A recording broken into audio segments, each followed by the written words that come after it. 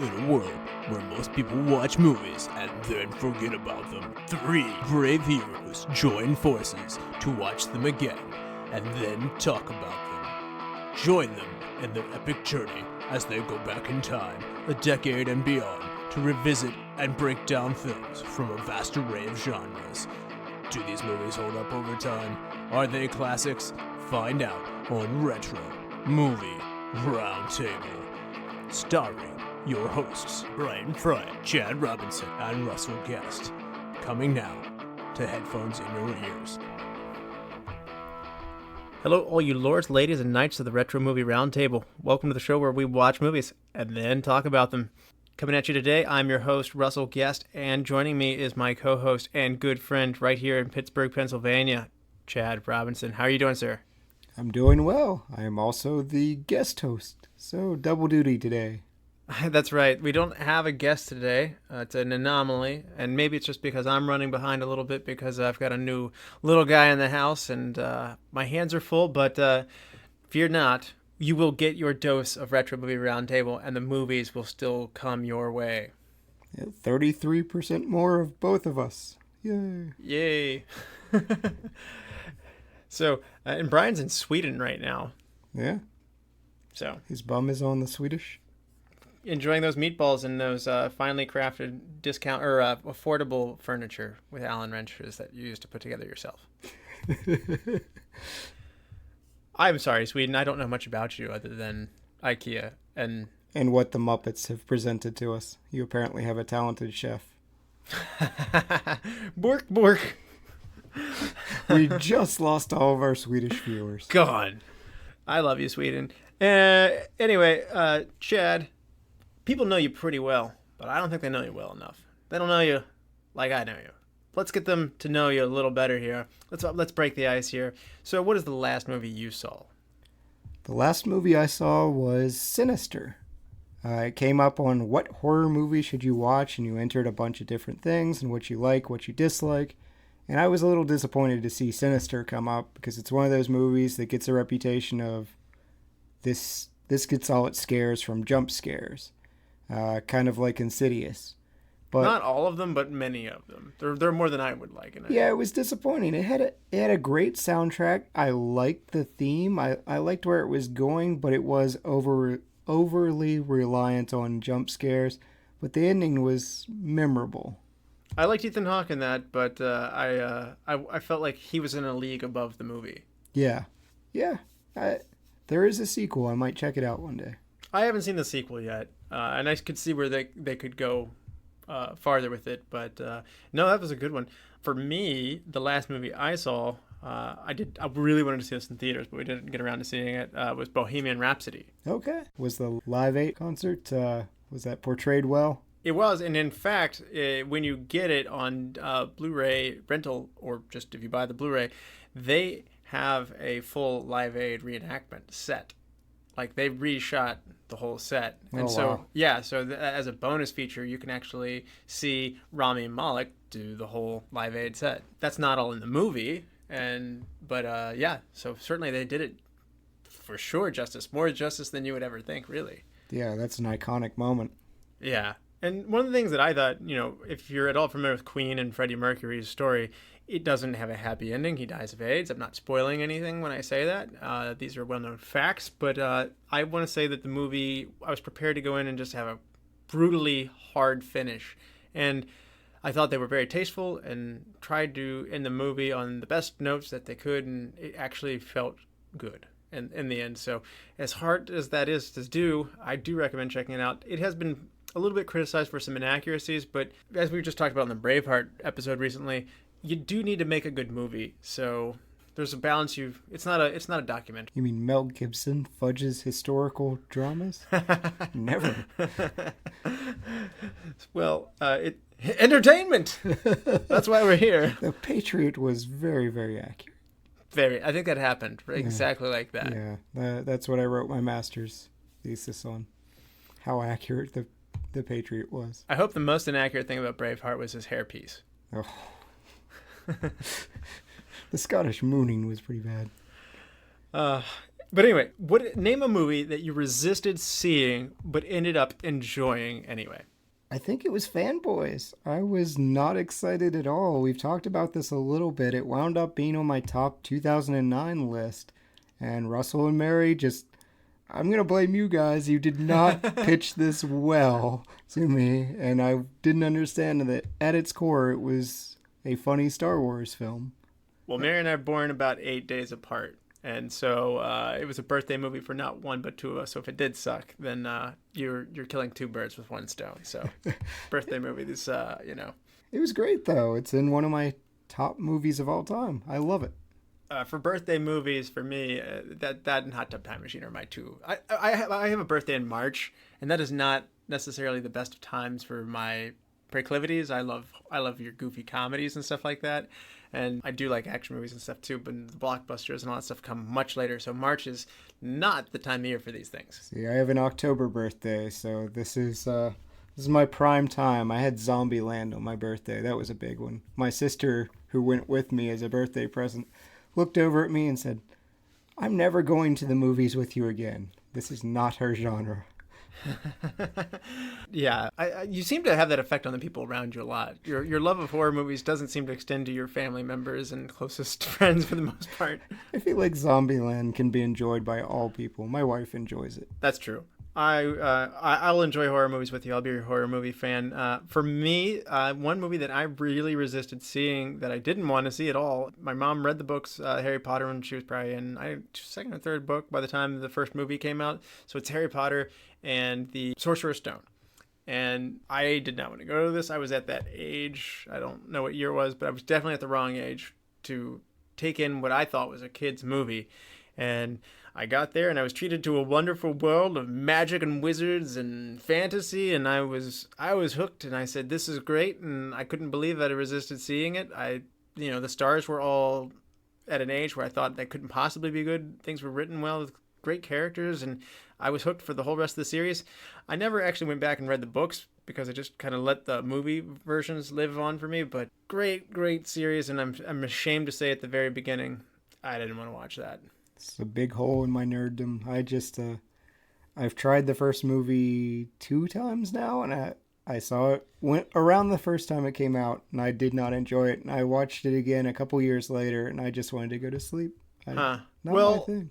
if I know you and knowing you like the darker movies, they get heavy later. But the series grows with the audience, and I think that's one of the really cool things with it. So if you came of age when the books came out, and or if you were slightly younger and then came of age when the movies came out, they're written to help you grow up with the movies, and I think that's just, I love the Chronicles of Narnia, Lord of the Rings, and stuff like that, but those are always very consistent with their audience through, and I think that's something cool J.K. Rowling did, and I think it carried through to the movies as well, because by the time you're at the end of it, that is not a movie for tweens and 12-year-olds. It's probably, I think it is rated, it's rated higher. Like, I think they go from PG to PG-13, and by the end you're kind of like, there's no bad language or violence in here, but this isn't a feel-good moments here, so.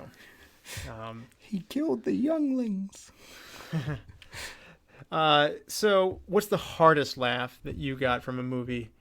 I think it's Rat Race, the night at Bald Mountain, or in the Hall of the Mountain King sequence where it's Seth Green and the guy with his tongue pierced, and they're trying to jam the radio tower in their Jeep. Are you for real? This is yours? This is mine, and you just hear that do do do do do do do do, and it just escalates and things spiral out of control. I love that, and it makes me laugh every time, and I think I cried. I think that's one of the few times I've laughed till I cried. I just blows my mind that you said this, because this is mine. Oh no. Bad radio, right? Oh no. I saw this in the theater with my parents and one of my friends from high school, and the whole theater was cracking up, and when it's infectious and everybody's laughing harder, you're laughing harder, your friend's laughing, you're laughing hard at your friend, and just next thing you know, like, my ribs are hurting, and yeah, I teared up, and like, you sit up there and you pull your finger up to your eye, and you're like, oh my god, I actually can test, like, you're like, it's like I am actually crying, and my ribs actually hurt. So this is just amazing. So There are so many scenes that could evoke that, though. Like the John Lovitz Hitler thing in the World War II Veterans Gathering, where he just starts yelling at them and raising that his... was great. Or the Lucy's with the Cuba Gooding Jr. scene. Oh. All of that was so good. So good. And anything Rowan Atkinson does. My parents did not laugh once when I showed them this movie. I was like, I figured this was the universal comedy that people would enjoy because my parents don't really watch movies a whole lot. It's like, I'll show them this. Nothing. I have not attempted anything since. I'm going to go with the drama next time because for me, I probably overrated it to some degree, but I love Rat Race. It's such a good movie. And I just think it's wild that that's also mine as well. Some similarities to the movie today. Yeah. And so you and Sarah have differing movie tastes, but you do have some common ground. But given your differences, if you could win her over with one movie, what one movie would that be? There's a lot that she just looks at me and she's exasperated or annoyed. But I think because it's a franchise, I've got to go with Scream. Scream's one of the smarter horror movies. I love that it's self-aware. Ghostface is a great killer. And all the movies, this is rare to say in a horror movie franchise, but all the movies are worth watching, 1 through 4. And she saw the first one and she had a nightmare. She does not like realistic horror. This bothers her. So she woke me up screaming in the night. And she will not see those anymore. I wish she would because all of that series is great. I've actually only seen the first one. And actually, Mary doesn't like that one either. And I haven't been able to advance through the series because I meet resistance on that one too. And it's hard to watch movies on your own. So at least it is for me. Yeah. So for me, one that I hold near and dear to my heart. While Scream's a great answer, I'm going to go a different way. Mary and I really enjoy comedy movies pretty much across the board. We have very similar taste and it always works out. But something strikes me as horrified when I see that she doesn't like the movie Airplane. I know. I don't know anyone that doesn't like it. It is such a good movie. I just love it. We own it. I've rewatched it several times, and it's just one. The spoofing humor is unfortunately doesn't always connect for her. Sometimes it works, sometimes it doesn't work, but unfortunately, Airplane doesn't land for her. Shirley, you must be joking. I'm not joking, and stop calling me Shirley. But yeah, so if I could win her over with one movie, it would be Airplane. I even bought one of those packages that had Airplane and Airplane 2. I'm quite certain Airplane 2 is nowhere near as good as the first one, but I would like to watch it someday, and I have no hope of getting to this anytime soon. That's Super Troopers for me. That is my white whale. She saw 1 and she will not see 2 with me. Okay, yeah. So today's movie, what are we going to do today? Today we are going to do 1970s, The 12 Chairs. The 12 Chairs, and I'm sorry, I really did try on this, and I'm not being lazy, but it's hard to say how much money The 12 Chairs made because the internet failed me. So not a lot. It did not. It was not fruitful. I read at one point the producers, which won an Oscar, critically acclaimed, and was very successful, which was Mel Brooks' first movie, that actually just barely broke even and didn't really thrive. Don't worry, it made up for it later with the re-release, the musical, the Broadway run, the royalties and all that stuff from the producers. But the 12 Chairs came out and made even less. And so that's all I know. Less than almost breaking even is probably a slight loss. So it's hard to say. This movie is somewhat overlooked in Mel Brooks' career, and we'll get into that here in a little bit. So I can't tell you where it placed, what movies were around that, but I can tell you this much. IMDb gives it a 6.5. Rotten Tomatoes gives it a 93% from the critics, and the audience score, wide difference here, like a 30% difference. Audience score gives it a 63%. Critics really do like this movie. Ebert gave it 5 stars and loved it. And Leonard Maltin's really fond of it as well, and he's really picky and choosy with his comedies in particular. And so I find it interesting that this is critically acclaimed so much and the audience score is such a disconnect with it. And before we go further, I'll also mention Frank Langella won an award for the National Board of Review Award for Best Supporting Actor in it, and Brooks was nominated for the Writers Guild of America Best Comedy Adapted to Another Medium. He did not win, though. So why do you think, Chad, this was appreciated by the critics and not the fans? If I had to guess, I would say it's a product of the time. So at the time you're getting these critic scores in the 1970s when it's coming out, modern audiences are seeing this and they're going in and saying, I don't get it. I don't understand some of this satire. I don't understand some of this history. The Red Scare was really still around, but it wasn't as thriving as the 1980s. And this movie relies a lot on punching communist Russia. And that those jokes just aren't as relevant to modern audiences. They're not as... Well, maybe they should be. Yeah, maybe. Socialism's coming back. Yeah, socialism in Russia's certainly been in the news a lot, but there's nothing like this. I know Red Dawn was the 80s, but these ridiculous scenarios where Russia's just this big bad guy, they were our prime enemy, and this was a movie that was mocking them. That's true. It's wild. So I'm going to ask you, had you seen this one before? And if so, what were your experiences and what was it like coming back to it now? I had never seen nor heard of this. I felt pretty solid on my Mel Brooks movies, but yeah, this was a new one to me. And what was your takeaway? I liked it. It's not going to be in my top 3 or 4 Mel Brooks movies. I'm a huge fan of Blazing Saddles. Oh, so good. And Men in Tights is right there with me, and as a historian, History of the World and Spaceballs, those are all up there for me. But it's a worthy addition. I agree, and I had not seen this one before.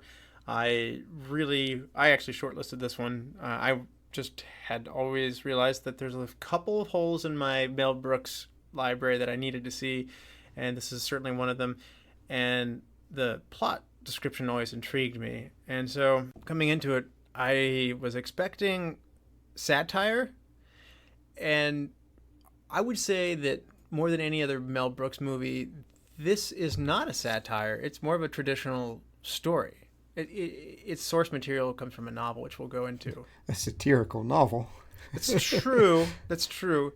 Mel Brooks, at his core, is big on satire, but I feel like if you want to say that Mel Brooks has a brand, this is probably the least Mel Brooks of any Mel Brooks movie. Now, having said that, I still really enjoyed it. Yeah, it is very different from some of the spoofs you see later on. Yes, for sure. It was a little more serious and less slapsticky. There's definitely slapstick moments, for sure. But, again, perhaps drawing on a dramatic novel, there's a little bit of a dramatic sense to what's going on in it, too. Yeah, it's a little darker, and there's a little bit more heart, I find, in this than his others that are more surface level. You are right about that. But, again, compared to Blazing Saddles, it's as light as it gets. Yeah, there's no campfire scene in this. No, there's no fart scenes. So I did really enjoy this. So before we proceed any farther, you've got to watch out. There will be spoilers that lie ahead. So if you haven't seen The 12 Chairs, go to YouTube. It's free to watch on YouTube right now until the internet takes it away from us. But it's for free. It's free on YouTube. Watch it and come back and enjoy the rest of this podcast. Do you like movies but don't form a real connection with them? Well, maybe you don't know where to find the right kind of movie that you will truly love. Maybe you lack the confidence to fully love a movie. Do you struggle to form deep, meaningful relationships with the films you encounter? Hello there, I'm Thilke Lewis. And if you are looking to find true love but having trouble, let Thilke help you. Because if there's one thing Thilke understands, it's love. Let Thilke help you find your true cinematic love with Retro Movie Roundtable on iTunes, Stitcher, Spotify, or wherever you get your podcast. In no time at all, you'll find your remarkable movies that you will fall in love with. With the helpful insights of John, Brian, and Russell, you will soon learn what you need to know about movies. Don't hide your cinematic love that you found with Retro Movie Roundtable. Share it with the world. Tell a friend. Subscribe to the show. Give the show a 5-star rating and review wherever you get your podcasts. Like the show on Facebook. Email at retromovieroundtable@yahoo.com. Finding a long-lasting love can be hard, but with the Retro Movie Roundtable, you too will be in love with movies. What are you waiting for? Listen to Retro Movie Roundtable now and find love. And we're back. As previously mentioned, there will be spoilers that lie ahead. Chad, for those who haven't seen The 12 Chairs since 1970, and they need a refresher, tell people what happens in this movie. I really wish I could fit a "in Soviet Russia, something does this to you" joke, but I'm just not clever this week, so this is going to be a straight one. Story tells you. In Soviet Russia, plot tells you. I don't know. There we go. That was terrible. Please don't write in. In post-revolution Russia, we're welcomed into a dying woman's home as a priest is giving her last rites.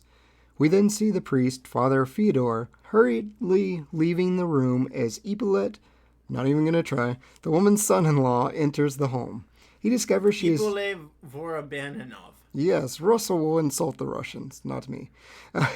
He discovers she has hidden away a fortune in jewels from the Bolsheviks by sewing them into a chair they used to own.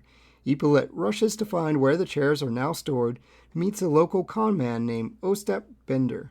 The two join forces to track down the missing chairs. Simultaneously, Father Fyodor has abandoned his priesthood and is searching for the fortune himself. The three men crisscross paths in a series of misfortune till Father Fyodor winds up stranded on a cliff top, and Ostap and Ippolit track down the last of the 12 chairs, which must contain the jewels, right? Ostap and Ippolit climb through the windows of the Palace of Culture, only to discover that the final chair is empty. A watchman finds them and informs them that the jewels were found months ago and were actually used to construct the building they're in at that very moment. Ippolit absolutely loses his stuff, and he and Ostap have to escape through the window and out into the night. Demoralized and bankrupt, Ippolit decides to join Ostap in the con man's life and begins to fake seizures as Ostap begs onlookers to give generously in memory of Dostoevsky, who died of epilepsy. Well done, well done. It sounds a lot more serious when you go through it. I had a serious tone. So it sounds so much more serious when you read through it that way, but again, it's based on a novel that's not necessarily designed to be a comedy at all. And It's satire, but it's more biting satire. It's meant to mock, but more in the tone of Animal Farm, not laugh out loud humor. Right, exactly. My mind went to Orwell as well with Animal Farm too.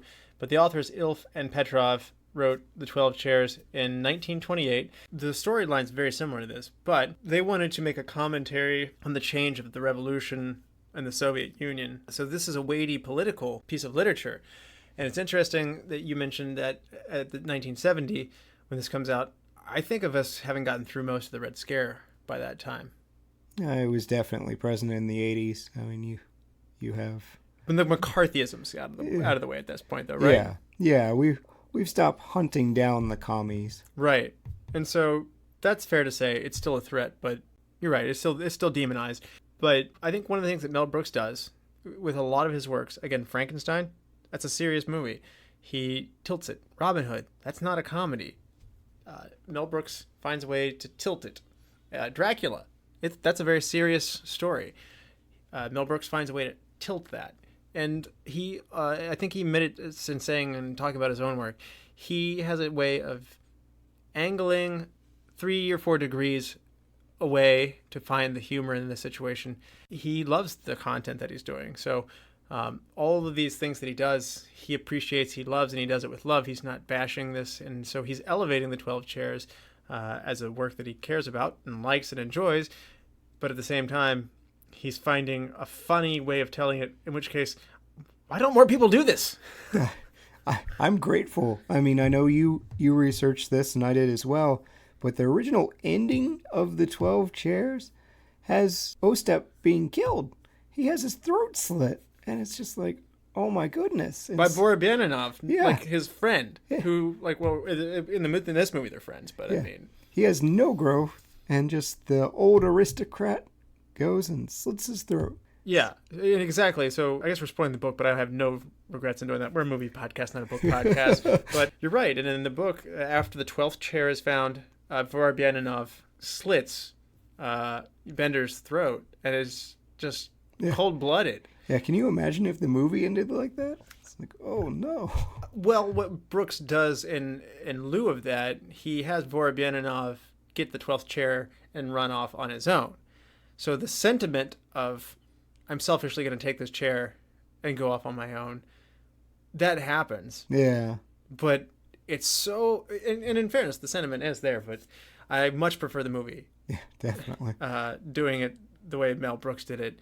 Again, it shows that the character's being selfish and saying that I'm going to cut this other guy out who's pretty much done all the work for him, if you really think about it. He never would have gotten this close. Yeah, and it was nice to have that full circle arc of him in the beginning saying, you know, I'm not going to fake a seizure, and looking down on the con man because he'd been this aristocrat. Yeah. And now, you know, here he is on a floor faking a seizure and kind of smiling about it too. One of the things that's really great about the producers is you have this uptight straight man corrupted and pulled into a fraudulent movie or Broadway production by an older gentleman.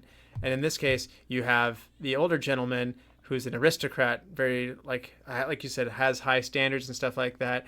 And he's being corrupted by the man who has been poor his whole life and basically resents the aristocrat lifestyle. He's a former aristocrat, so he's becoming that thing that he thought that he was above. And it's just interesting. Mel Brooks, at least in these early works, does have this, I'm pulling you into this world. I think that he finds the repugnance, both whether it's committing fraud and tricking old ladies out of their money, or whether it's basically lying to get jewels, or to lying to deceiving people into thinking of a disability. These are really repugnant things when you stop and just say it, but Mel Brooks walks up to that line fearlessly, boldly, and handles it. Give. So yeah, there's a darkness to it for sure. And as you mentioned before, this is a little darker than Blazing Saddles. This has to be the earliest instance of making it rain that I've seen in cinema. But Mel Brooks wanted to make a film that followed the original novel more closely than previous adaptations. And there are actually, don't ask me to count them up, but the internet says, and I'm sure there's something to this, there are at least 18 film versions of The 12 Chairs. This is the most popular one. So like if when you Google The 12 Chairs, this is the one that's going to come up. And everything is true on the internet, as we've thoroughly established. Yeah, if you can name the 18 for me, then great. I didn't go to that depth. But the point is, it had been told before. I think there's a 1962 version that also comes up, and it's a more serious telling of the story. And for those of you that are worried that we spoiled a book from 1928, I will tell you, Ostep comes back in the sequel. They brought it back. I guess retconning is not just for comics. In comics, if you kill somebody and then your fans get mad and then they realize it, there's a wealth of ways to bring them out, like whether it's a time warp or a different Earth dimension, or reviving and Lazarus pits and all this stuff. In a book like this, I just think you're a sloppy writer. Except for Uncle Ben, he stays dead. Over and over again, we have to keep killing that man. I'm grateful for the new Spider-Mans and just skipping over that. But now we're going to get new reboots, probably. I hope not. So why don't we talk about the cast here? I never do this part. I'm a little bit excited. I'm going to do the cast rundown. Ron Moody, who you can refer to him as Ron Moody for the rest of this podcast, being that you don't like saying. I've got it down as Hippolyte. Hippolyte Vorobyaninov is his character name. And good luck spelling that. That's a long name. He's our main character. He is the former aristocrat who falls on hard times and is desperately trying to seek these jewels so he can reclaim his wealth. Frank Langella is the Ostap Bender, the poor man who stumbles across his pursuit of these jewels and forms a corporation, as they called it, a band of, not thieves, but certainly unsavory people, greedy people. They're a union of greedy people. Ironically plays Nixon later on. He's Dracula, too. Yeah. Yeah, and Dracula, Dead and Loving It, I really think should have had Frank Langella pop in just for some way, shape, or form as a callback to this movie, but maybe a little too deep of a cut. The great Dom DeLuise plays Father Fedor. He is a morally corrupt priest, to say the least. He is somebody who will take what you say in confession and exploit it and for his own purposes, and he lies, cheats, steals, and he's driven by financial means. And you just got to wonder how this guy ever got into the priesthood. And he pops up. Mel Brooks uses him over and over again. Like, he's used in Blazing Saddles. He's used as the Emperor Nero in History of the World. He's in almost all of Mel Brooks's later movies. Now, the billing doesn't have Mel Brooks here, but I'm righting it wrong. This is probably where Mel Brooks needs to come in the actual billing. He plays Tikhon, which is the former servant to Vorobyaninov. He is now an employee of an old people's home where, as he says, what do they do here? Die. Yeah. So when Vorobyaninov returns to his former home, he meets Tikhon, who's so very fond of him because he misses his old master who didn't beat him very much. I loved him. He didn't meet us much. Beautiful man. So this is a great character, and Mel Brooks does it himself. Love Mel Brooks popping into his own movies. It's interesting. Sometimes he takes a smaller role like the mayor in Blazing Saddles. Yeah. Sometimes he takes a huge role like in Silent Movie or in History of the World Part 1. This is somewhere in between. This is a supportive role. It's definitely a meaty role, but it's not in the length of the movie. Andréas Voutsinas is Nikolai Sestrin. He is a play producer on a cruise ship that Vorobyaninov and Ostap board a boat to try and pass themselves off as actors so that they can get closer to some chairs. And he is a colorful, very threatening looking play producer. Yeah. It's a strange casting. Diana Coupland is Madame Burns. She is the rich owner of the chairs, and her husband, Engineer Burns, is David Lander. These guys are great. More on that here in a bit. They're out in Siberia, though. They are. Elaine Garreau plays Claudia Inovana. As she's a healthy woman, as Frank Langella put it. And he ends up going home with her, and right as they're about to get intimate, her husband comes home and he passes himself off as a doctor of sorts who resuscitates her at home. Out with the bad, in with the good. I love the Mel Brooks where he starts losing track of it, and then it's out with the good, in with the bad. Yeah. So right off the bat, this movie gets me laughing in that scene because it shows you that Ostap's character is a slimy con man. He goes from playing a guy with a peg leg and an eye patch that's been hurt in the war, and he sees a healthy woman walk by, as he called a self-proclaimed or self-defined healthy woman, and he kicks out his leg, pops off the eye patch, even after receiving a donation, and immediately goes home with her. And, you know, he's such a smooth talker. He gets out of this horrible situation that he's in by cajoling her husband, like, why do you let her carry around this stuff? And I ought to report you. He did kiss the priest that donated money to him. That's true. Busted him in the act. I'm cured. So, anyway, what do we think about this cast? There are a lot of names, honestly, that I struggle with, that I'm not familiar with, but I did enjoy them. You know, we'll get into our superlatives later, but I'm with you. I always enjoy Mel Brooks' appearances in his own movies. He's great, whether he's playing a rabbi in Robin Hood or, the mayor in Blazing Saddles, and I really enjoyed Tikhon here. Yeah. Oh, one other one that I should mention is Vlada Petric plays Svetsky. He's the guy who steals props from the play on the cruise line. Another greedy, conniving character in his own right who they cross paths with. What is it with you people in my throat? He has these very expressive eyes. I actually wondered if Marty Feldman, who's another reoccurring Mel Brooks character, maybe should have had this role, but Vlada does a pretty good job in his own right here. So a couple of casting comments, though, that I want to pull out here is Mel Brooks was originally offering the role of Ippolit Vorobyaninov, the main role, to Gene Wilder. Yep. Wilder wanted to play the role of Ostap instead, but Brooks refused and said that he's supposed to be devilishly handsome. And Wilder said he wasn't offended, which is good that he wasn't, because the next two movies are like the pinnacle of Wilder's career with Young Frankenstein and Blazing Saddles. So, but he had done the producers with Mel Brooks, and Mel Brooks went back to Wilder at this point and wanted to work with him again, but just wasn't handsome enough. Yeah, that's harsh. That's harsh to be. Would you like to see Gene Wilder take on this role? No. Really? Yeah, I'm okay with him sitting out this one. I really feel like Frank Langella, he just... Oh, no, not Olstep. Would you like to see him in Vorobyanov's role? Oh, no. We'll talk about that later, but I thought it was very important that Ron Moody get this part. Wow. I actually like the notion of Wilder getting this part because he does hysterics. Yeah. So well. And then as the plot progresses, Moody's becomes more and more unhinged. In the beginning, he's just driven and like excited, but like later on, if he even sees a chair, like he's like a dog like looking at a steak, and like and Olstep has to hold him back, and he's like, down boy, down. Yeah. Stop looking at them with foam coming out of your mouth, gritting your teeth. That's my chair. Yeah, I did think it was interesting. I know you and I would both agree on this. Peter Sellers, who winds up playing Chief Inspector in the Pink Panther series, Clouseau.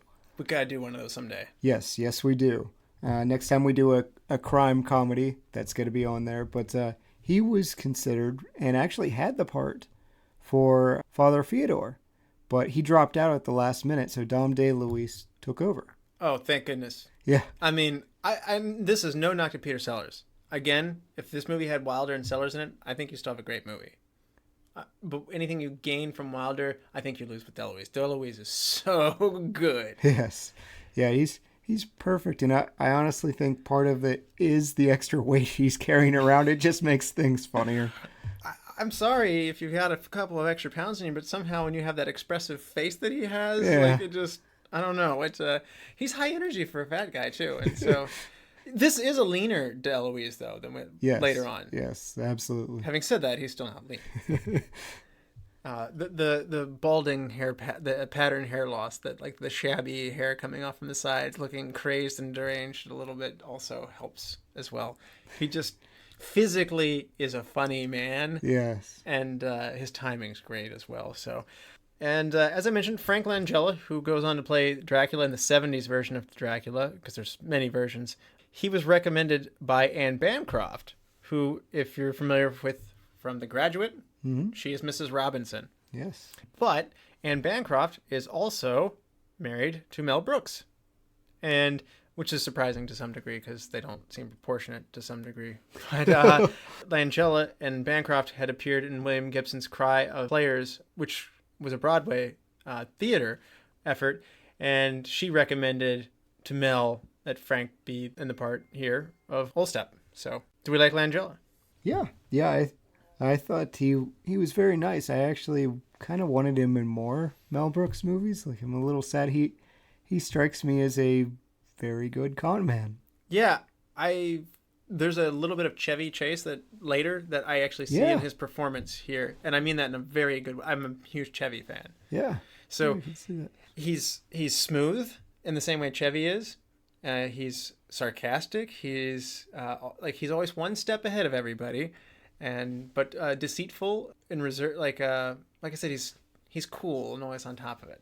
Yeah, he is. He's even from his opening scene, he captures you, and it's like, this is a guy I'm really interested in.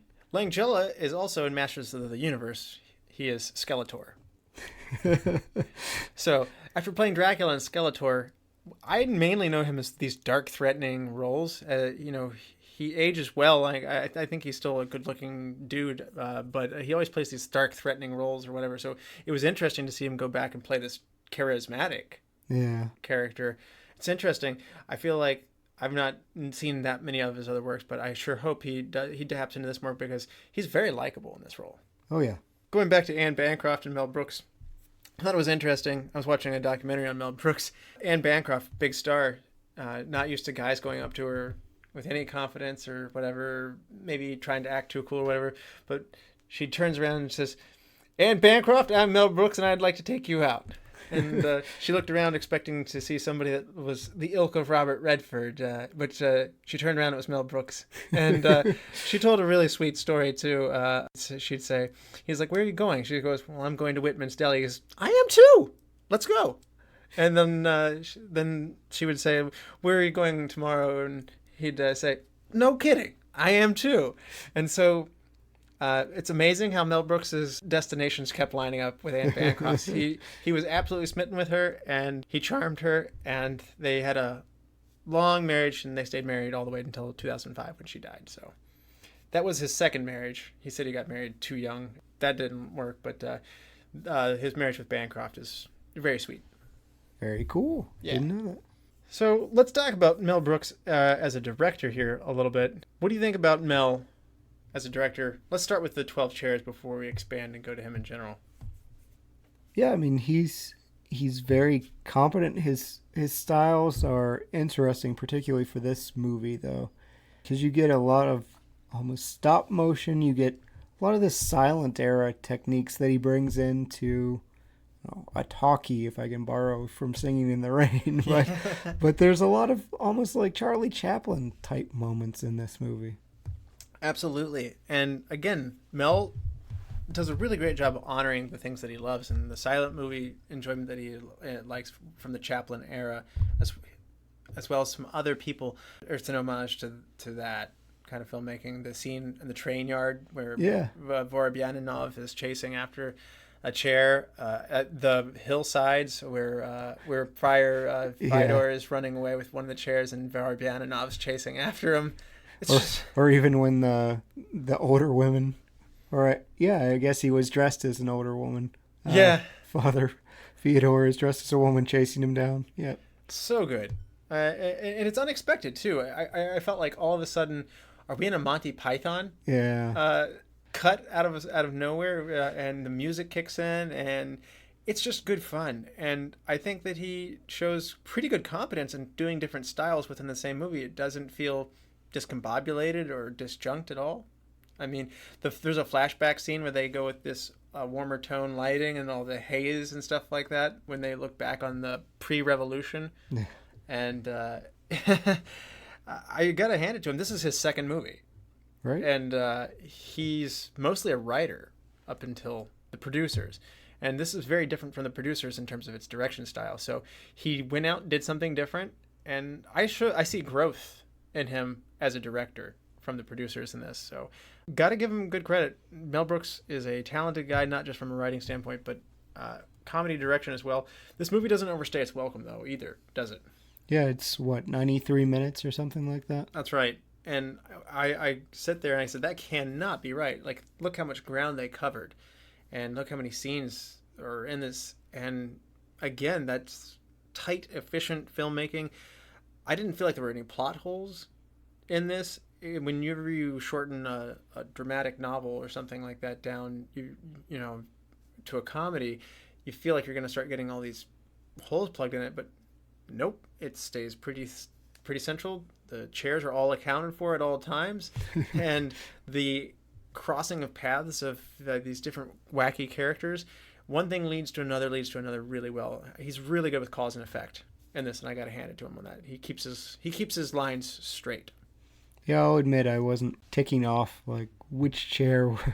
Like, okay, there was number 11. Yep, yeah, we are at 12, but he does keep it pretty condensed, and you're right, there are quite a few scenes. It's not like we do chairs one by one, but it does take a while to get through all 12 of them.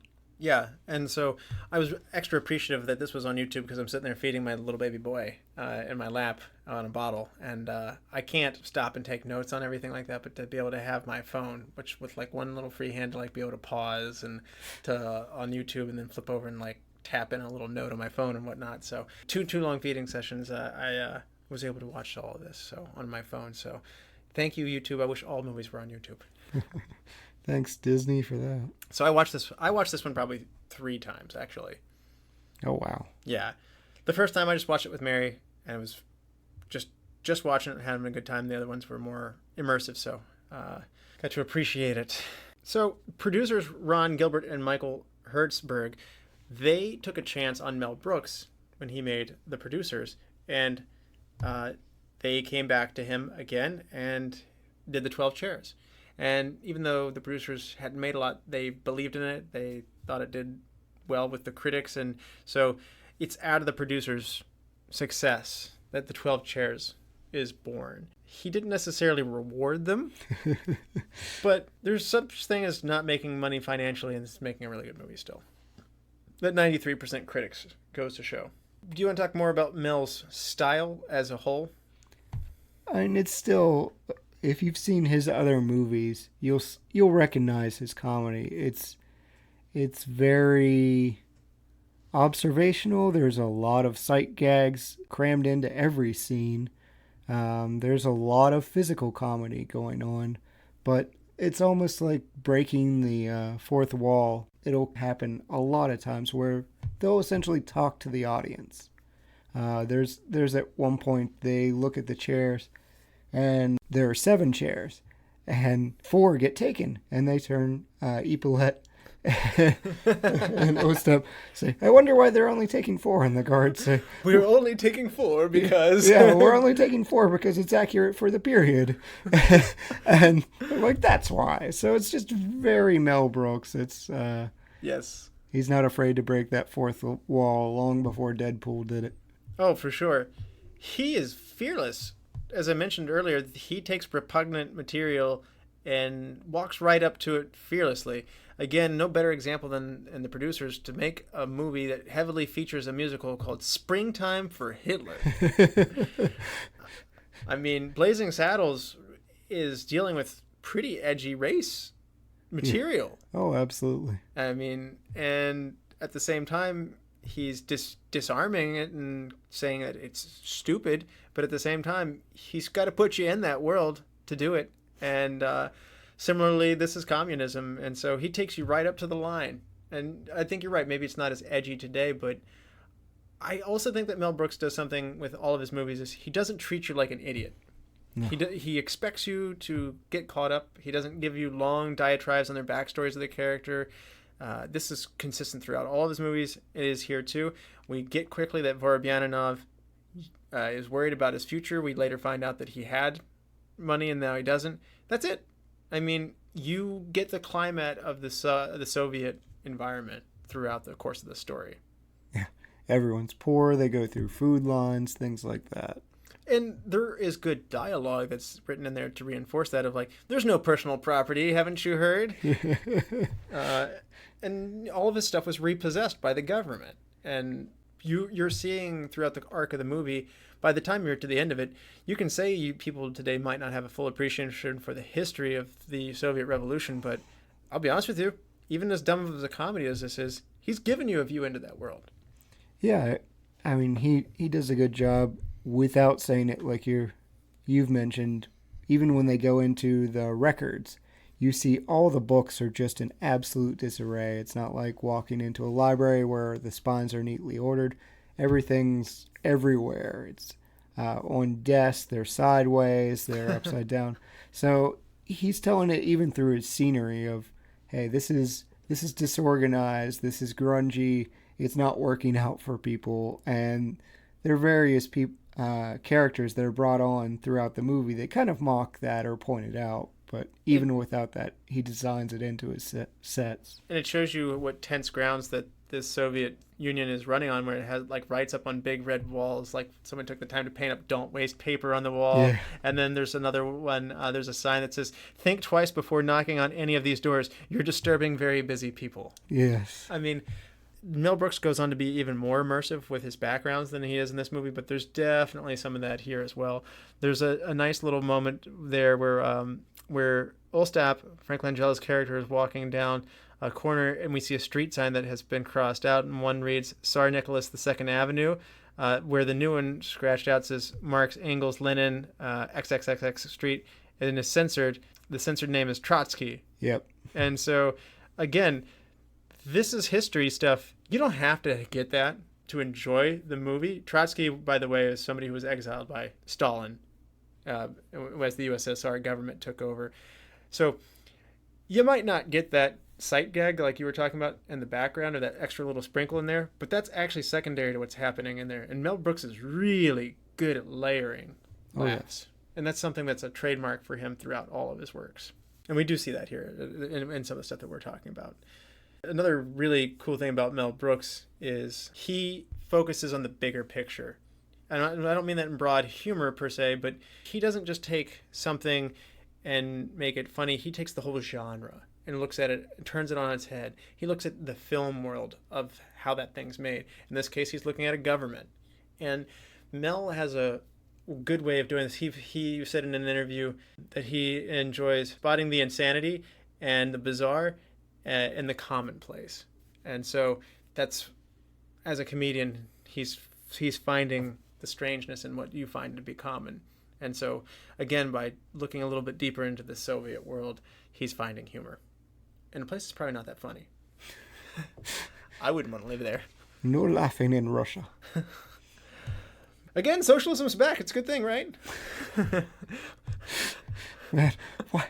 2 straight movies where communism has been a thing for me. This is going to be my recurring role as a host where communism is involved.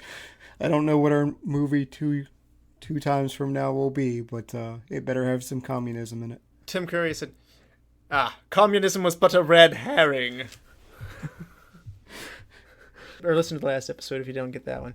So I just wanted to go through a few things about Mel Brooks. So he's born Brooklyn, Jewish boy. His dad dies when he's only 2, and that sucks. And he realizes as he gets to be a little bit older that he didn't have a dad, and out of this pain comes an anger and resentment. He said, and in a way, comedy is this way of coping for him and to make it through this, and so that anger fuels his comedy in a strange way.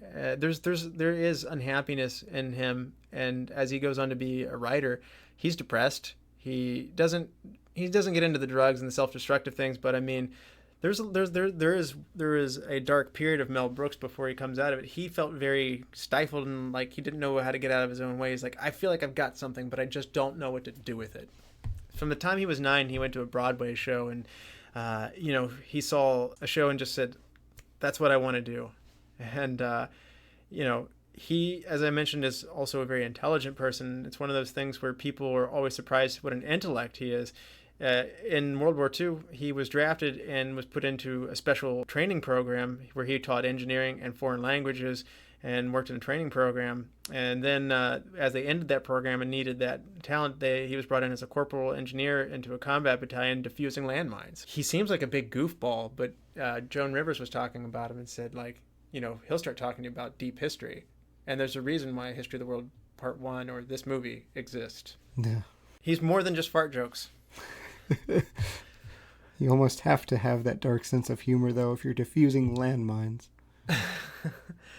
Hey, if you can make me laugh while defusing landmines, you got a special talent.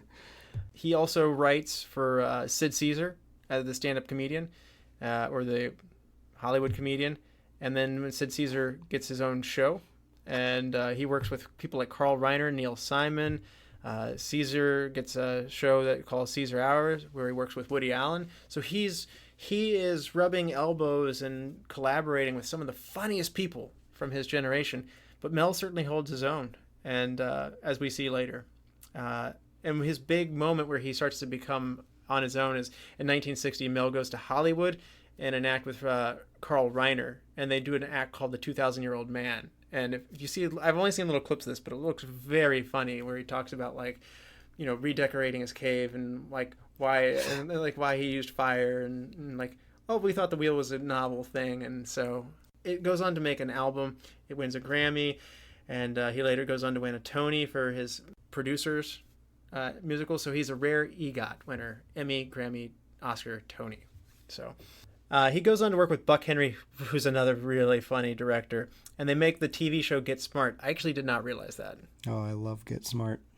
I also do too. It's probably out of my love for James Bond and Mission Impossible, but yeah, wasn't too big on the Steve Carell version. It was okay, but I had fun with it. Yeah, it's content that was worth bringing back, I thought, because people would forget about it otherwise. That runs for 5 years, diffuses landmines, wins all the awards of every kind. As I mentioned, he goes into the producers, and out of that is where 12 Chairs is born. That takes us up to this movie. Siskel and Ebert also declared him and Woody Allen as the 2 most successful comedy writers of their era. They said that in 1980. Yeah, that makes sense. I like Mel Brooks so much more than Woody Allen. Yeah, I'm with you there. I'm not an Annie Hall kind of guy. Yeah, That's not even a good Woody Allen movie, in my opinion. Here's my Brian Fry graduate hot take. I don't like Annie Hall. We're going to get letters. We might. I don't know. But I'll watch it again and give it a go. Because I was in Brian's shoes with The Graduate. I think I'm going to get in this foxhole with you. I don't want to watch it again. Yeah. So anyway, I'm gonna say if those are your best two, then I'm gonna say Mel Brooks is the best then. Oh yeah, Blazing Saddles is just amazing. It was said of Mel that he didn't bother with small laughs. He wasn't interested in that. He, as a goal, went in every time to try and make you laugh hard. He wanted to put you on the floor. So this movie though is the least Mel Brooksy movie of any Mel Brooks movie. Yeah, I don't feel like this one went for the big laughs. There was a lot of one-off sight gags and things like that. Again, it's clustered in between producers Young Frankenstein and Blazing Saddles. It does feel like it's made it from somebody else. Yeah. So, what did you think about the atmosphere of Soviet USSR? I mean, it's depressing. We talked about it. Everyone's kind of in tattered clothes for the most part. Even the government officials are a little bit ridiculous, and you see kind of the desperation in our main characters to get any form of money. Do you have any insight, out of curiosity, to the Bolsheviks taking over? I actually am not. Yes. Yeah. Do you want to share some of that? Well, it was horribly sad. They killed the children. The Tsar's children, executed them. I mean, the Tsar and their family, the Romanovs, they obviously had consolidated power and then we were completely corrupt. So we had the Bolshevik uprising, and we all know it didn't work out the way that Lenin had envisioned, and Karl Marx. Stalin basically corrupted that. Who knows if it actually would have worked? Probably not. But yeah, I mean, this was a horrible time where we see things like writing with your left hand, which, by the way, one of the characters does. Writing with your left hand was opposed. You could not do that. Religion was outlawed. Which they mention in this. Yeah. I thought that was interesting. There was a pretty good joke about that, but yeah. Yeah, I mean, that is really addressing the... What's religion got to do in Soviet Russia? Yeah. It's just a tough time for everyone. You start seeing it with... if you've read Animal Farm, or I think there's even a movie of it, but I've never seen it. I guess maybe he's surrounded by the atheism or something of the Soviets. Maybe that has him disillusioned or whatever, but I just think he's a contemptible character from the beginning. Oh, yeah. I mean, he shaves off his beard and he's done. He's like, I'm going for Jules, not Jesus. Definitely. I want to say, was there a character by chance that he reminds you of by chance? I can't think of one right away. For me, it's Eric Cartman. Okay. All right. Screw you guys. I'm going to get the jewels. Yeah, Cartman does these contemptible things like, tricking his friend into the end of the world and locking him in a bomb shelter and fooling him that, that the whole world's dead and, so he can go to a birthday party in his place. I mean, Cartman will have you eat your parents in a bowl of chili. Because he wanted to get back at you. So maybe Friar Fyodor is not quite as conniving as Cartman, but he's certainly as morally corrupt as that. So this movie is actually made in Yugoslavia. I don't know why, but again, I didn't really know what we were getting in for at the beginning of this. I kept thinking we were in Italy in the beginning of this. Huh. I guess I could see, although I think of Russia as being cold and snowy and... It's a pretty big place. It is, and that's what... Yeah, good point. But I mean, I kept seeing what I thought was Mediterranean thing, and then the song that Hope for the Best. Yeah, expect the worst. Which we'll get to later, but I got an Italian vibe off of that as opposed to the Russian vibe. And it's Hungarian. Oh. Yeah, it's a Hungarian dance. Okay. But yeah, I mean, it's all with the USSR. It's all kind of lumped together. You have Yugoslavia and Poland and all of these countries that are Russia had hegemony over. So, as I had mentioned, I don't have very good history over this era. Are they doing a good job of immersing us in the USSR at this point in time in the 1920s, former Russia? Yeah, I mean, it wasn't... Well, we did visit Moscow a couple times, but you don't really see the grandeur that was like the Kremlin and things like that in Moscow, but you are seeing the proletariat's areas. You're seeing these kind of hovels for the most part. These small villages that are just full of poverty that the government didn't help out. They didn't redistribute as they thought they would. Mm-hmm. Mel Brooks was asked in an interview what it was like shooting in Yugoslavia. He goes, there was nothing at night. We ate wood and we had no fun. Yeah, I love, he got frustrated during one scene and he threw a chair into the ocean or into the Adriatic Sea. And the workers were appalled because they still kind of had this USSR mentality, and they went on strike. And they made him apologize because they said you threw the people's chair into the people's sea. It's just a ridiculous thing that his crew walked off because he got upset and he had to apologize for throwing this chair into the sea. Yeah, Mel is a completely charismatic person. The actors, whether it be Bancroft or Gene Wilder or DeLuise, who work with him again and again, have wonderful relationships. He treats women very well for the era, which is another cool thing that Mel Brooks is. If you watch his movies, he gives them something to do. He listens to them as actresses and lets them make the scene better. He gives them raunchy lines, which is not something that was done commonly for the time. He treated them as equals, and so a lot of the female cast members, whether it be Madeline Kahn or other female actors who worked with him throughout the ages, said positive things with him. Mel Brooks, though, it should be mentioned also that he admits that he's narcissistic and wants to have his vision brought through, and he doesn't necessarily take a lot of input or steering away, and so there's a reason he only does his own content, and so there's this other side of him too. When things don't go well, that he can kind of push back on you. So yeah, you see him on these interviews where he goes on like, Leno or Conan or something, and he's absolutely charming, but sometimes you got to throw a chair. That's what Bobby Knight said anyway. He was also frustrated with the Yugoslavian extras who didn't speak English. In one of the scenes in the museum, the guards were supposed to walk through the museum ringing handbells saying closing time, closing time. And in that scene, though, they say, bye, Clokey, bye. And he couldn't get them to do it right, but he actually thought it was funnier in the end, or he got so frustrated that he found it funny. Yeah. And so he ended up keeping that in the movie. So shooting in Yugoslavia didn't sound like a picnic for the cast and crew. But it was cheap.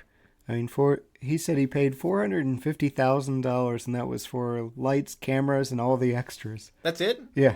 That is 1970 money, but still it doesn't sound like much at all. No, not at all. The wardrobe kind of threw me off. We have Bender, and he's dressed pretty nicely. And I know he's a con man, but that threw me off. Like, he's got like this, he looks like he's pretty well put together. It didn't strike me as out of place. He had a decent vest, but he could still pull off, I'm poor. Okay. I certainly didn't get beggar off of him, because he talks in it, he's like, I've had to beg every day. Was it the smooth skin or the good looks? I don't know. Maybe he just pulls it off. Yeah. Maybe it's his suave persona that makes it work. I don't know.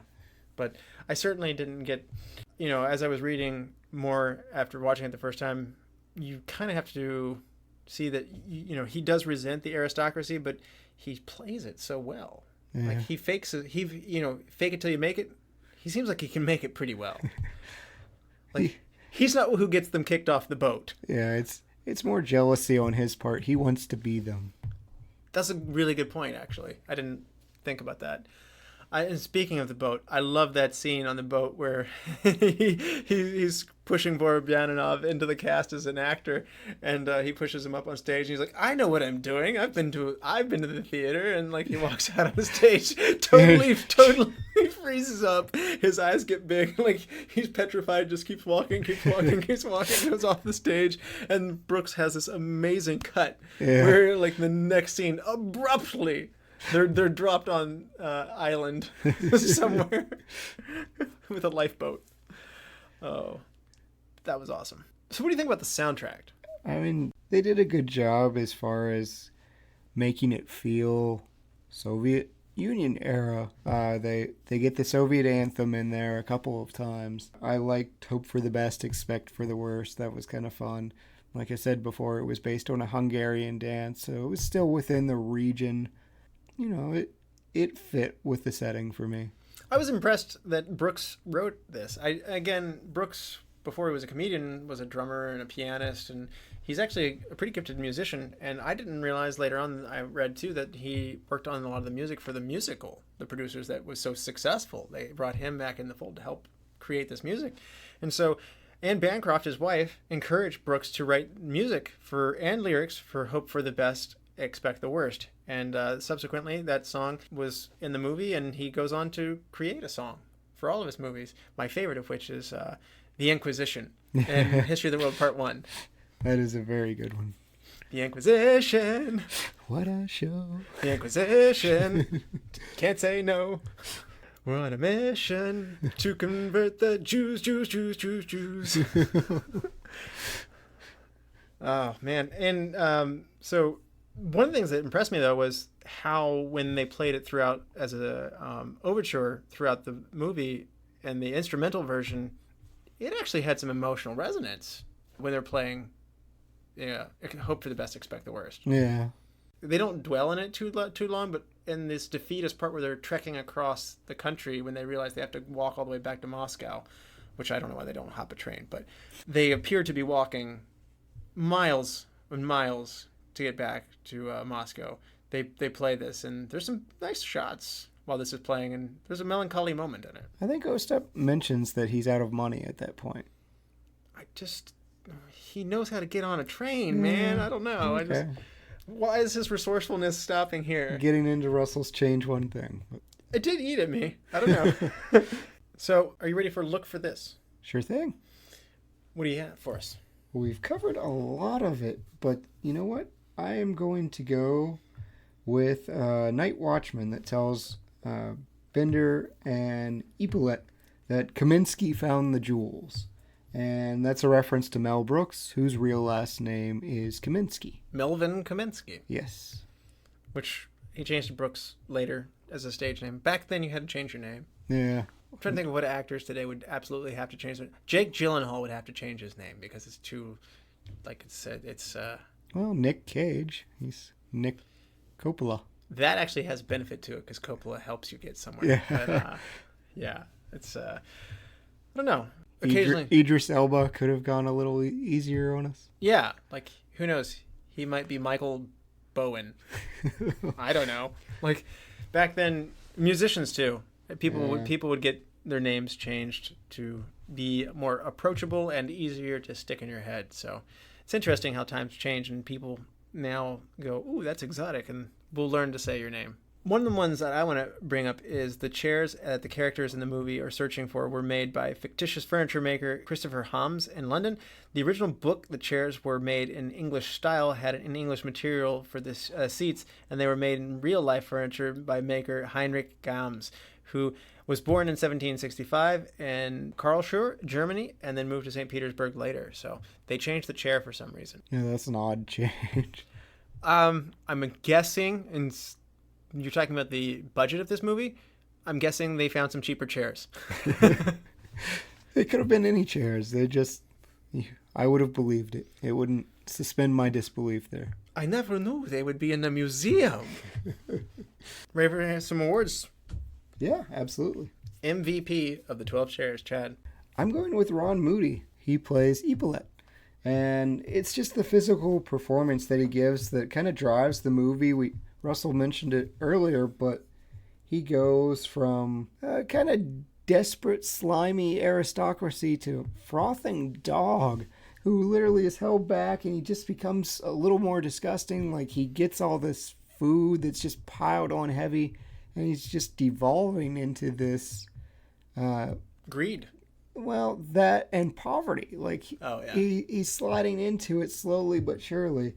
And it helps fuel Mel Brooks' physical comedy style for me. So yeah.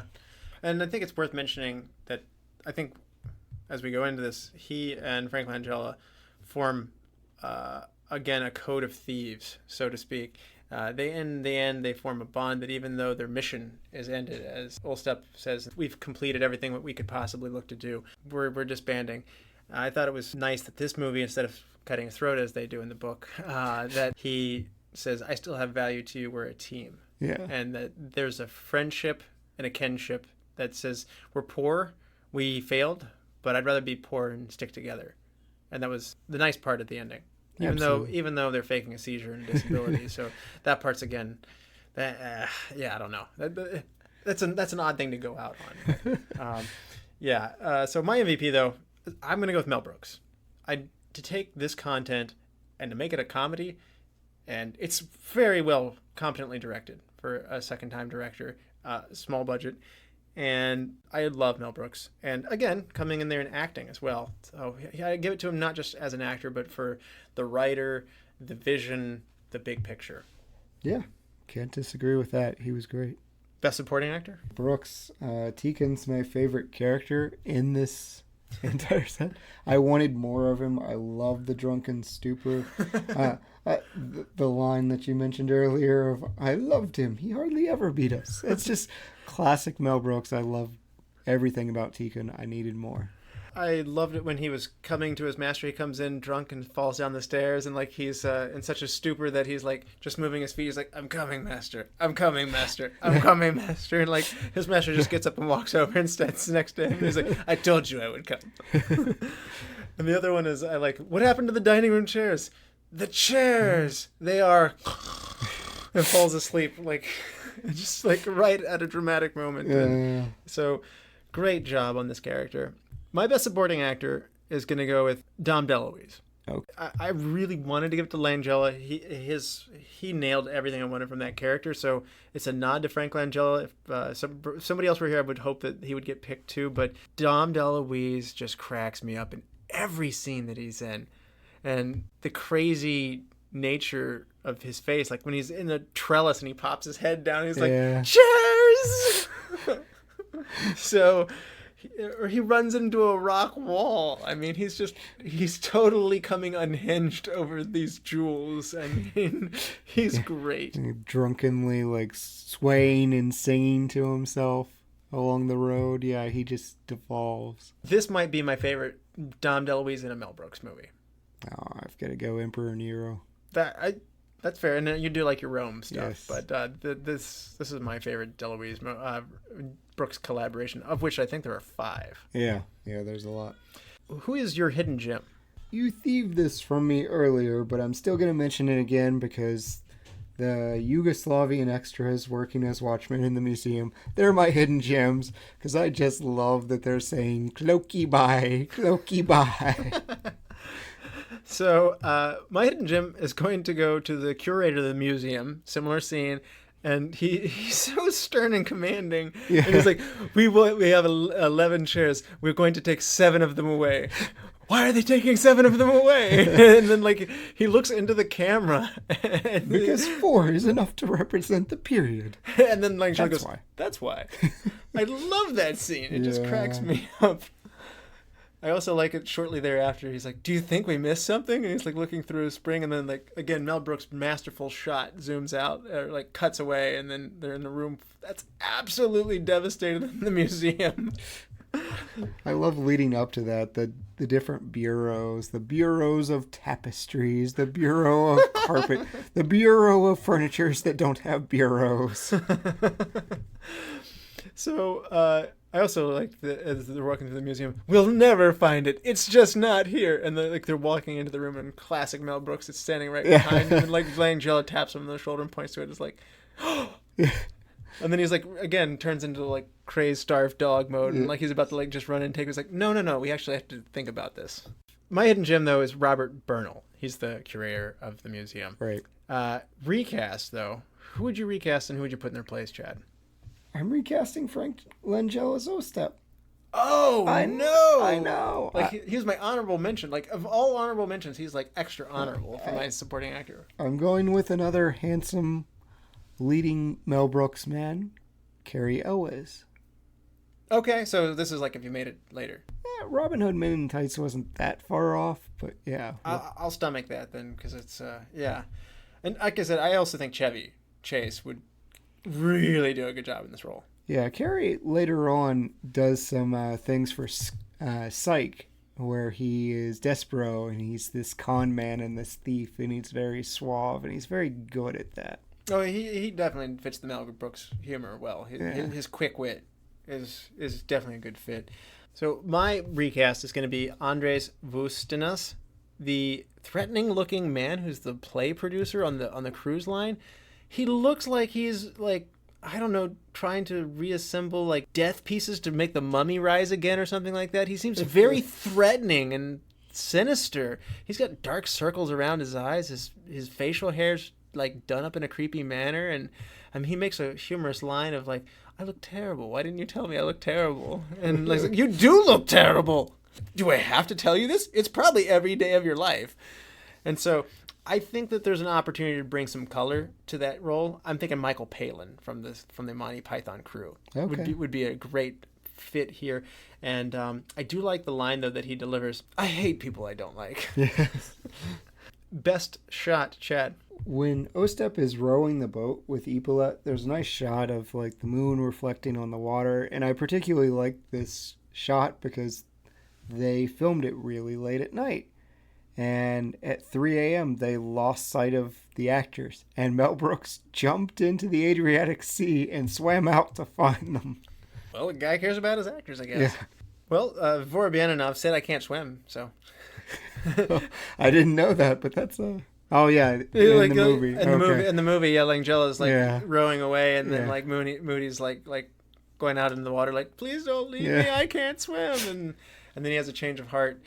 So often they get mad at each other and they're about to walk off on each other. They double cross each other, but they have these sentimental moments. There's a sweetness to that. That was the first real one because Ostep gives him his coat as he's shivering. Yes. And my first time through it, I actually wanted more warmth between these characters, and I wanted more growth between them. It's not about growth. They're actually doing the opposite. They're regressing. They're corrupted and enabling their behavior, which is, again, the humor of what we're seeing here.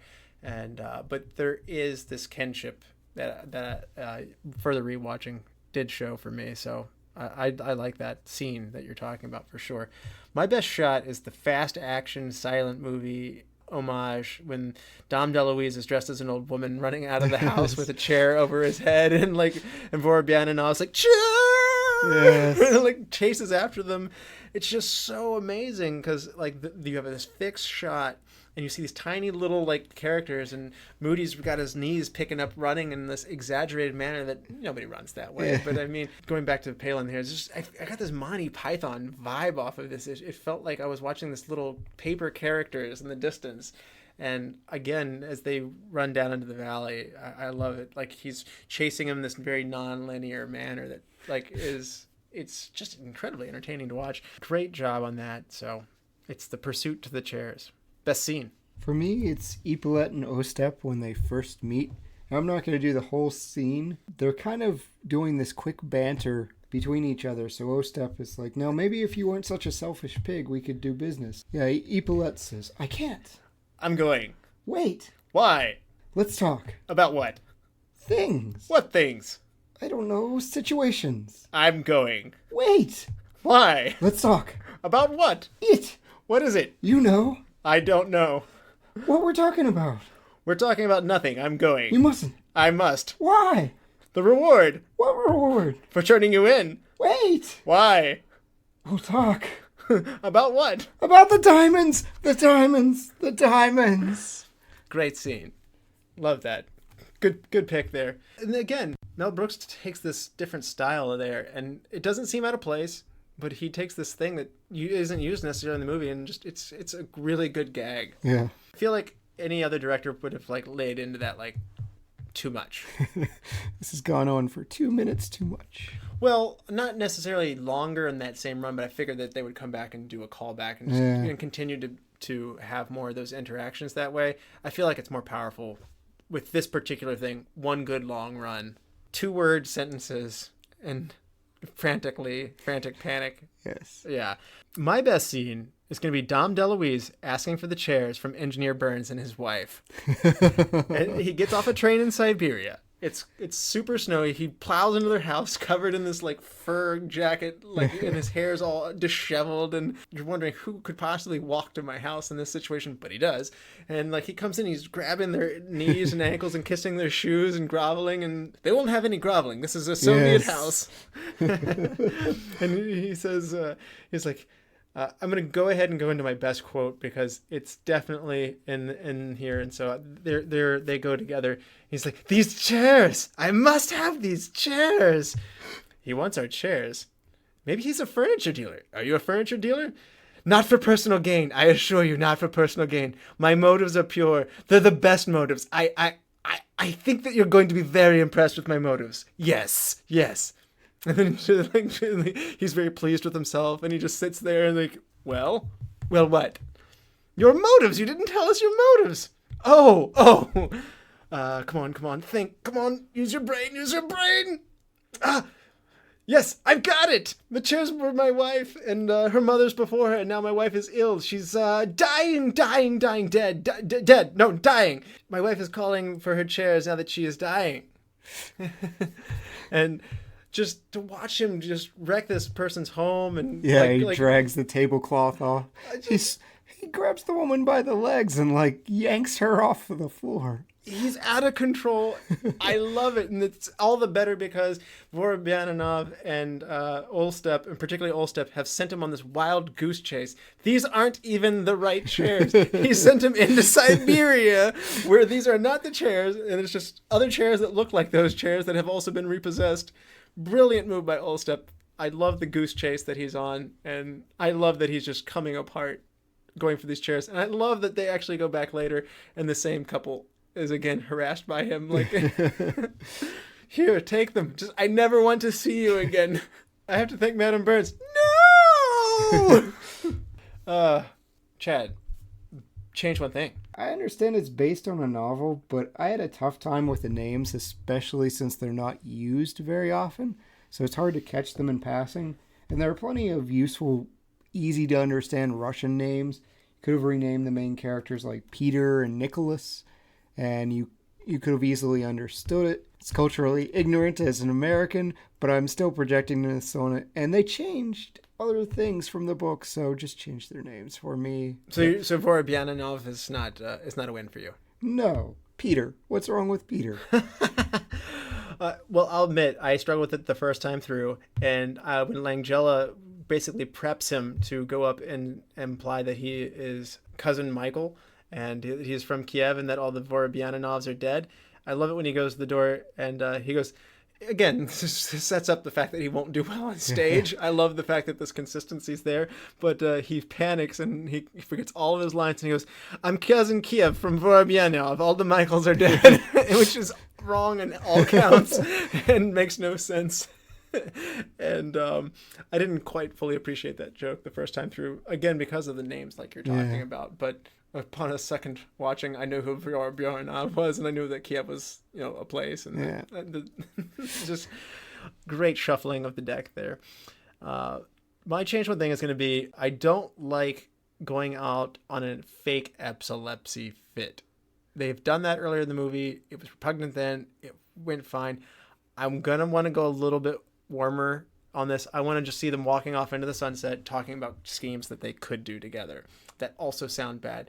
I don't particularly like condoning saying, like, I've got this disease and I'm going to roll on the ground. You need to throw change at me. And so I didn't like that exit. I think the Dostoevsky connection, and I got that out okay. You did. Good job. Good job. Was important. So that was part of the satire and part of the gag. So I agree with you. It's never great mocking disabilities, but I think the tie to a cultural icon in Russia was important.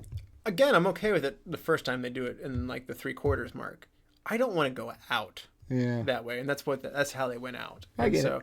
I just think I'd like to see Langella put that big arm around his shoulder and say, like, what if we, and then start to like talk about this next crazy plot that they're going to get into, which, who knows, maybe that's the sequel of the book, the book sequel. Maybe they can actually take a little egg. I'm not saying they should make a sequel from this movie because I don't want them to, but I'm saying just a little nod to the literature. Just like, how long can you stand on one leg?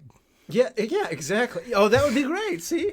Yeah. So. All right, I'm with you. Yeah. I just think there's. I guess that's the John Hughes in me. I want that like big heart at the end. So. Mel Brooks doesn't always do that. Best quote, Chad. Yeah, you got yours in, but I've got to get mine in. So it's coming from the father here. Maybe the Holy Father is a member of the Communist Party. Maybe, but the party is for atheists. How can a priest join the party? And then the father responds, the church must keep up with the times. While like trying to yank a chair out of his hands. I also like the again. He's like, you're awful. I can't even. You're not even worth spitting on. Well, you are.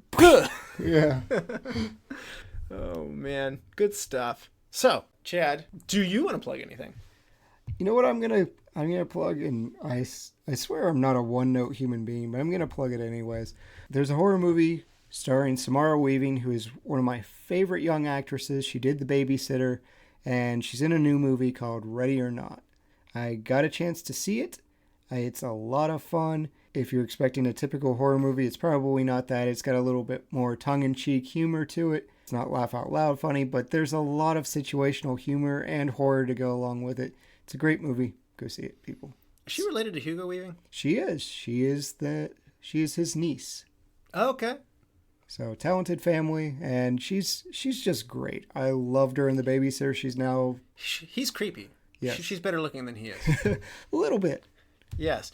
But it's that time. 5-star scale. Are you with the critics or are you with the public on this one? Or somewhere in between? Because there's a great diastema rating in between. 5-star scale, what would you give this? I think I'm closer to the general public on this. I understand the history, but I think it's closer to like a 3.5.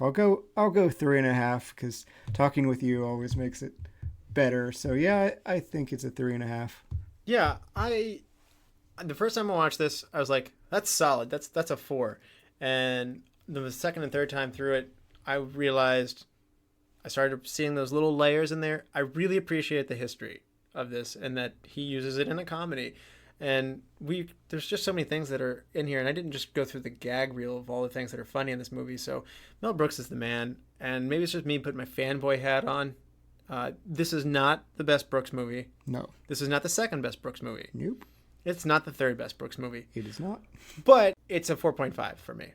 Wow. I love Mel Brooks. And to say that it's not the producers, it's not Blazing Saddles, it's not Young Frankenstein, it's not Spaceballs, that is like saying, it's like, that's not Michael Jordan's best dunk. It's like, there's a lot of good ones. Yeah. So, yeah, 4.5. It started at 4 and I grew to a 4.5 through appreciating this more. It's a very clever, very well put together movie. So I think it's your favorite time of the year, Chad. It is. Do you want to help me pick a movie for the October season? I would love to. Well, you may recall last year, and I'm going to plug an episode that we did last year for the Halloween. It's the classic Michael Myers, 1978 Halloween by John Carpenter. It's one of our first episodes that we did. It's with our good friend John Flack, who was the godfather and one of the original hosts of the show, and Chad's on it as his first guest appearance. And if you haven't listened to it, please go back and download it, because that's going to set the theme for some of these. So, option 1, Halloween 2 from 1981. Sheriff Brackett and Dr. Loomis hunt for Michael Myers, and traumatized Laurie is rushed into a hospital. The serial killer is not far behind her. Option 2, Halloween 4, The Return of Michael Myers from 1988. 10 years after his original massacre, the invalid Michael Myers awakens on Halloween Eve and returns to Haddonfield to kill his 7-year-old niece. Can Dr. Loomis stop him? And then option 3, Halloween H2O, 20 years later. 1998. Laurie Strode, now the dean of a Northern California private school with an assumed name, must battle the Shape one last time as the life of her own son hangs in the balance. One last time, huh? Yeah, this is it, right? No more? No. There won't be any more after that. Yeah, no, okay. It's a shame Halloween 3 isn't in the short list. I would go for that. Halloween 2 is probably a little too close to it. I think it'd be interesting to revisit H2O, so I'm gonna go Halloween H2O. I remember at the time there was great enthusiasm for it. Oh, yeah. And I'm curious to see what it's like to come back to it, because I myself haven't seen it in some time. Yeah, get Jamie Lee Curtis back. That was a huge step for the franchise. Absolutely. So I look forward to doing that with you next time. And to all of our lords, ladies, and knights of the Retro Movie Roundtable, please come back. We also want you to reach out and to subscribe to us. We want to hear from you. What did you think of the 12 Chairs? What did you think about any of the other movies that we've watched? Subscribe, rate, and review to us on iTunes, Spotify, Stitcher, Google Play, anywhere where you get your podcast. Those reviews really help others find the show. It seems like a silly thing, but 30 seconds of your time to give us a little 5-star review and just one sentence really, really, really can help us out. Cost you guys nothing, and that's the best thing you can do for us. Give us a like on Facebook. Follow us on Twitter at @movie_retro. Or just search Retro Movie Roundtable. I'm not Twitter hip, so these @ things are hard for me. Email us at retromovieroundtable@yahoo.com. As always, thank you for listening. Be good to each other and watch more movies. Chad? 2 legs bad, 4 legs good.